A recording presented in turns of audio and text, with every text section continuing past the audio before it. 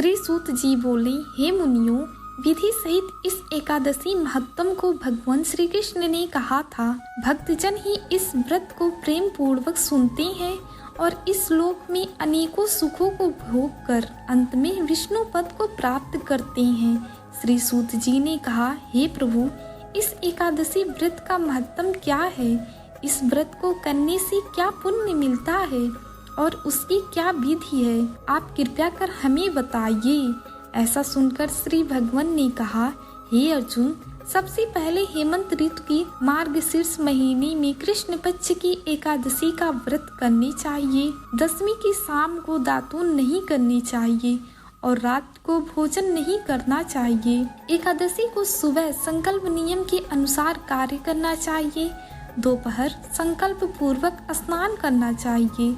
स्नान के पूर्व धूप दीप नैवेद्य से भगवान का पूजन करना चाहिए। रात को दीप दान करना चाहिए। ये सकर्म भक्ति पूर्वक करनी चाहिए। उस रात को नींद और स्त्री प्रसंग को त्याग देना चाहिए। एकादशी के दिन तथा रात्रि में भजन सत्संग आदि शुभ कर्म करने चाहिए। उस दिन श्रद्धा पूर्वक ब्राह्मणों को दक्षिणा देनी चाहिए और उनसे अपनी गलतियों की क्षमा याचना मांगनी चाहिए। धार्मिक जनों को शुक्ल और कृष्ण पक्ष की दोनों एकादशियों को एक साथ समझना चाहिए। उनमें भेदभाव करना उचित बात नहीं है। व्रत के अनुसार जो मनुष्य एकादशी का व्रत करते हैं उनको शंखोद्धार तीर्थ एवं दर्शन करने से जो पुण्य मिलता है वह एकादशी व्रत के पुण्य के 16वें भाग के बराबर भी नहीं होती।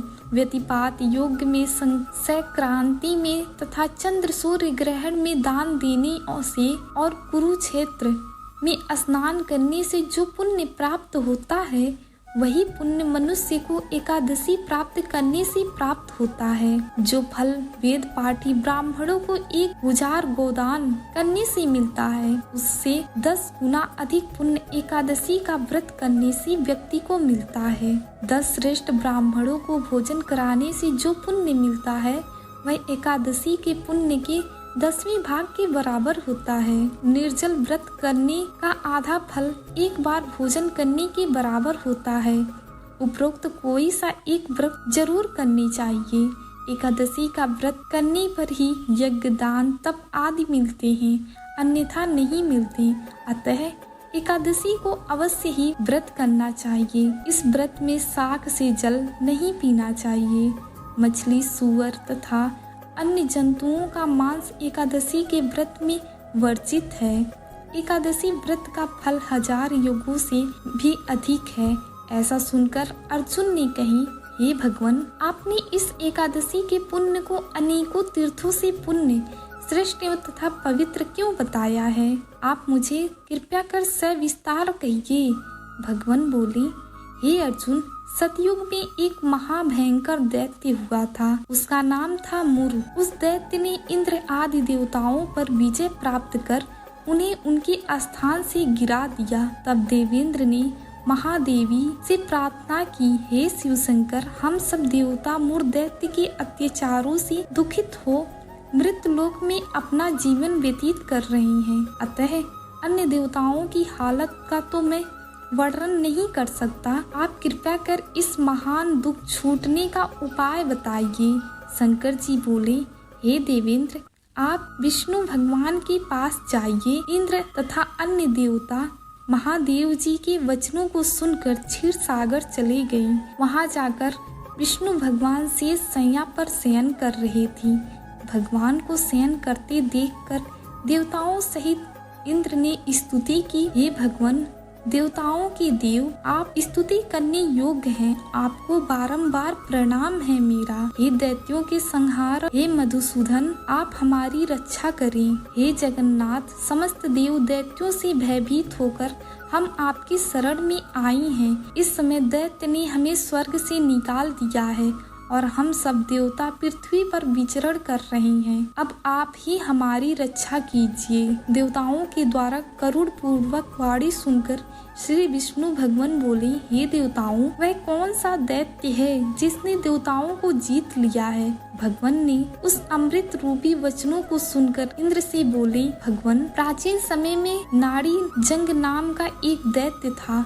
उस दैत्य की ब्रह्मा में वंश उत्पत्ति हुई थी। उसी दैत्य के लड़के का नाम मुर है। उसकी राजधानी चंद्रावती है। उस चंद्रावती नगरी में मुर नामक दैत्य निवास करता है, जिसने अपने बल से समस्त विश्व को जीत लिया है और सब देवताओं को देवलोक से निकाल कर इंद्रलोक, अग्नि, यम, वरुण, चंद्रमा, सूर्य आदि लोकपाल बनाए हैं। वह स्वयं सूर्य बनकर पृथ्वी को तापता है और स्वयं मेघ बनकर जल की वर्षा करता है। अतः आप उस बलशाली भयानक दैत्य को मार कर देवताओं की रक्षा कीजिए। इंद्र की ऐसी वचन सुनकर श्री विष्णु जी बोले, मैं तुम्हारे शत्रुओं का शीघ्र ही संहार करूंगा। अब आप उस चक्रवर्ती नगरी को जाइए। इस प्रकार भगवान विष्णु देवताओं के साथ चल दिए। उस समय दैत्यपति मुर अनेकों दैत्यों के साथ युद्ध भूमि में गरज रहा था। युद्ध प्रारंभ होने पर असंख्य दानव अनेकों अस्त्रों शस्त्रों को धारण कर देवताओं से युद्ध करने लगे, परंतु देवता दैत्य के आगे एक क्षण भी न ठहर सके। तब भगवान विष्णु भी युद्ध भूमि में आ गई। तब दैत्यों ने भगवान विष्णु को युद्ध भूमि में देखा तो उन पर अस्त्रों शस्त्रों का प्रहार करने लगे। भगवान भी चक्र और गदा से उनके अस्त्रों शस्त्रों को नष्ट करने लगी। इस युद्ध में अनेकों दानव सदैव के लिए सो गए, परंतु दैत्य का राजा मुर भगवान के साथ निश्चल भाव से युद्ध करता रहा। भगवान विष्णु मुर को मारने के लिए जिन जिन शस्त्रों का प्रयोग करते, वे सब उनके तेज से नष्ट होकर उसके ऊपर पुष्प के समान गिरने लगते। अनेकों शस्त्रों शास्त्रों का प्रयोग करने पर भी भगवान उसको न जीत सके। वह आपस में मल्ल युद्ध करने लगे। भगवान विष्णु उस दैत्य से देवताओं के लिए सहस्त्र वर्ष तक युद्ध करते रहे, परंतु उस दैत्य को न जीत सके। अंत में विष्णु शांत होकर विश्राम करने की इच्छा से बद्रिका आश्रम चले गए। उस समय 38 कोस लंबी एक द्वार वाली हेमवती नाम की एक गुफा में शयन करने की इच्छा से भगवान घुसे। हे अर्जुन, अतः मैं उस गुफा में शयन किया। वह दैत्य भी मेरे पीछे पीछे आया। मुझे शयन करता देखकर मारने को तैयार हो गया। वह दैत्य सोचने लगा कि यदि मैं आज अपने चीर शत्रु को मारकर सदैव के लिए निष्कंटक हो जाऊंगा। उसी समय मेरी देह से एक अत्यंत सुंदर कन्या देवी लक्ष्मी के रूप में धारण करके उत्पन्न हुई और दैत्य के सामने आकर युद्ध करने लगी।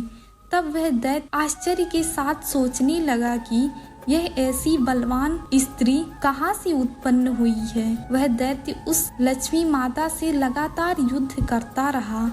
कुछ समय बीतने पर लक्ष्मी माँ को क्रोध आ गया। उस दैत्य के अस्त्र शस्त्रों के टुकड़े टुकड़े कर दिए। लक्ष्मी माँ ने उसका रथ तोड़ डाला। तब वह दैत्य महान क्रोध करके उससे मल्ल युद्ध करने लगा। लक्ष्मी माँ ने उसको धक्का मारकर मूर्छित कर दिया। उठने पर उसका सिर काट दिया। वह दैत्य सिर कटते ही पृथ्वी पर गिर गया और मृत्यु को प्राप्त हुआ। अन्य समस्त दानव भी ऐसा देखकर पाताल लोक को छोड़कर चले गए। जब भगवान विष्णु की निद्रा टूटी तो उस दैत्य को मरा देखकर अत्यंत आश्चर्य करने लगे और विचार करने लगे कि इस दैत्य को किसने मारा है। कन्या भगवान से हाथ जोड़कर बोली, हे भगवान, यह दैत्य आपको मारने को तैयार था। तब मैं आपके शरीर से उत्पन्न होकर देवी लक्ष्मी के रूप में इसका वध किया है। इस पर भगवान बोले, तुम तीनों लोकों के देवताओं को सुखी किया है, इसलिए तुम अपनी इच्छा अनुसार वरदान मांगो।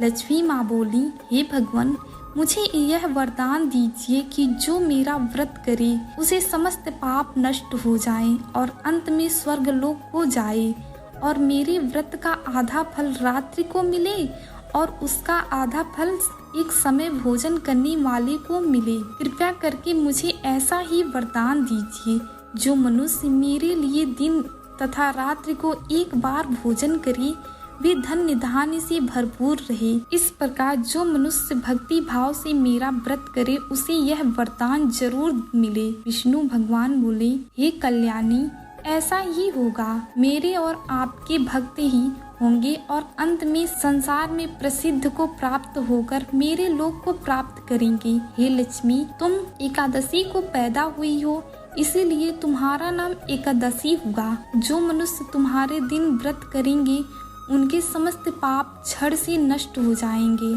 और अंत में मुक्ति को प्राप्त करेंगे।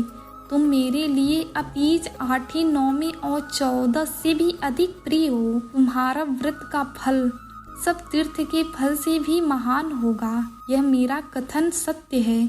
ऐसा कहकर भगवान उसी स्थान पर अंतर्ध्यान हो गए। एकादशी भी भगवान के उत्तम वचनों को सुनकर प्रसन्न हुई। भगवान बोले, हे अर्जुन, सब तीर्थों दोनों व्रतों के फलों से एकादशी व्रत का फल सर्वश्रेष्ठ है। मैं एकादशी व्रत करने वाले मनुष्यों के शत्रुओं को भी नष्ट कर देता हूँ और उन्हें मोक्ष प्राप्त करता हूँ। उन मनुष्यों के विघ्नों को स्वयं ही नष्ट कर देता हूँ।